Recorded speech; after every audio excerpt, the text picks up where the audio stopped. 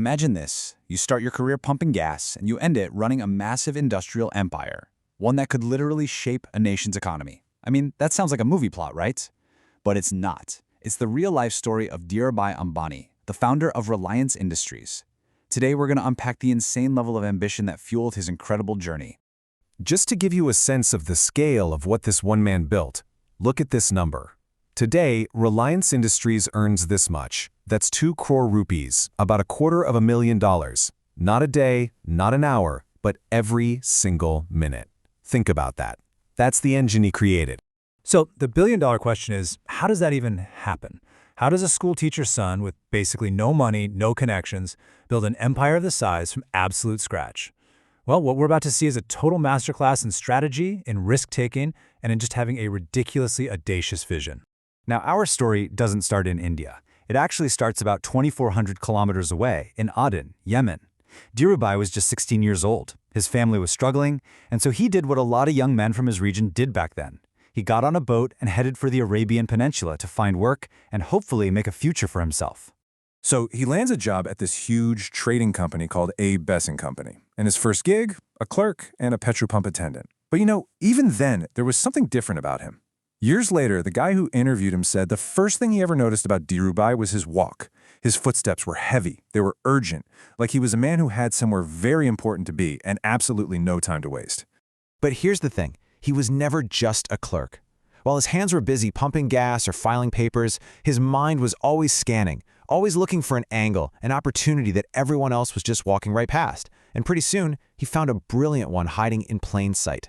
This was his first real hustle, and it was genius. He figured out that the pure silver inside the Yemeni rial coins was actually worth more than the face value of the coin itself. So, just like you see here, he started buying up all the coins he could find, melting them down into silver bars, and selling that pure silver to dealers in London for a tidy profit. It was a perfect arbitrage play, and he only stopped when the government finally realized its money was literally melting away. Okay, so after about a decade in Aden, he'd saved up some money and, more importantly, learned the art of the trade. So in 1958, Dhirubhai heads back to India. He and his cousin start a company called Reliance Commercial Corporation in Bombay. And the office, well, it was humble. We're talking a tiny 350-square-foot room with 1 table, 1 phone, and 3 chairs. This was it. This was the seed of the entire empire. He got back to India and immediately started looking for his next angle. And he found it inside India's complicated government bureaucracy, the license Raj. The government had this thing called a rep license. The idea was pretty simple, to encourage companies to export goods. So for every bit of textile you shipped out of India, the government gave you a license to import a certain amount of raw materials, specifically synthetic thread, which was in super high demand. And here's where he made his brilliant move. Dhirubhai noticed that most of the other exporters, well, they weren't even using their import licenses. So, what did he do? He went around and just bought them all up. By hoarding all these licenses, he basically cornered the entire market for imported synthetic thread. Every textile mill in the country needed this stuff, and now they had to come to him to get it. And of course, he sold it to them at a very nice premium. Now this super aggressive style, it started to cause problems with his partner, Ambani. They were complete opposites. Dhirubhai was a massive risk taker. He'd look at the market, predict where prices were going, and then buy up huge amounts of inventory, betting he was right. This absolutely terrified his partner, who was much more cautious. The tension just got to be too much, and in 1965, they split. Dhirubhai was finally in charge, all by himself. So after totally mastering the thread market, Dhirubhai took the next logical step. He thought, why am I just selling the ingredients? I should be making the final product. So he launched his own textile brand, Vimal, but he did it with a twist. He didn't just try to be the cheapest.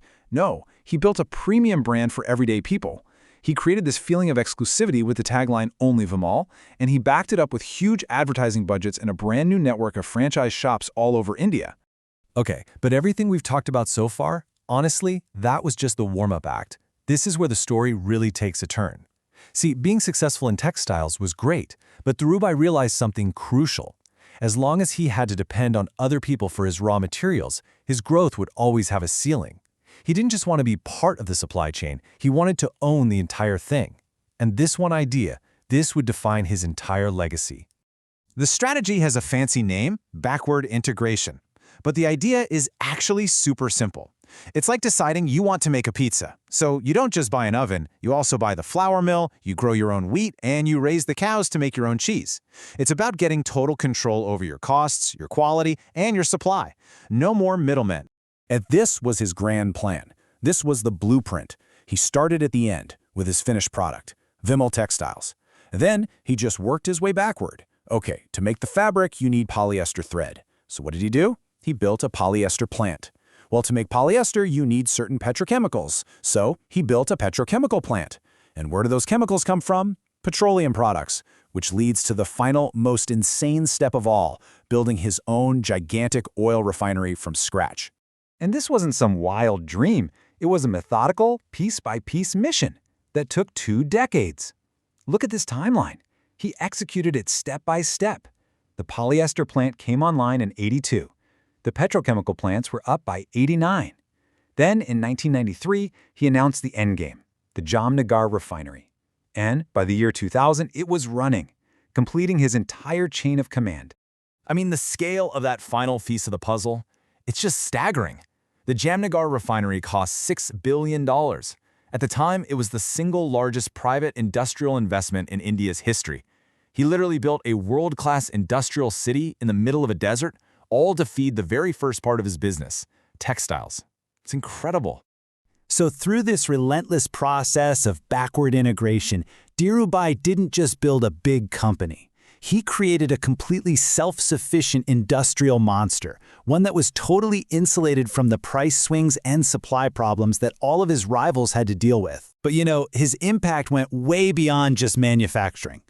When he finally took Reliance public in 1977, he didn't just go to the big banks and investors. No, he went straight to the people. He actively targeted India's middle class, holding these massive shareholder meetings in football stadiums. He turned millions of ordinary people into first-time shareholders, basically democratizing the stock market in India and earning this legendary status as the messiah of small investors. And really, if you want to sum up his entire philosophy, his entire approach to business and life, it comes down to his own words. This was his mantra, the DNA he put into his company. Our dreams must be bigger, our ambitions higher, our commitment deeper, and our efforts greater. For a guy like him, there really were no limits. His journey was absolutely legendary, there's no doubt about it. But it was also a story filled with controversy, with intense rivalries and tough battles. And that kind of leaves us with one final thought to chew on. For a man who achieved so much and completely reshaped an entire nation's industry, what is the true nature and maybe what is the true cost of that kind of relentless, world-changing ambition?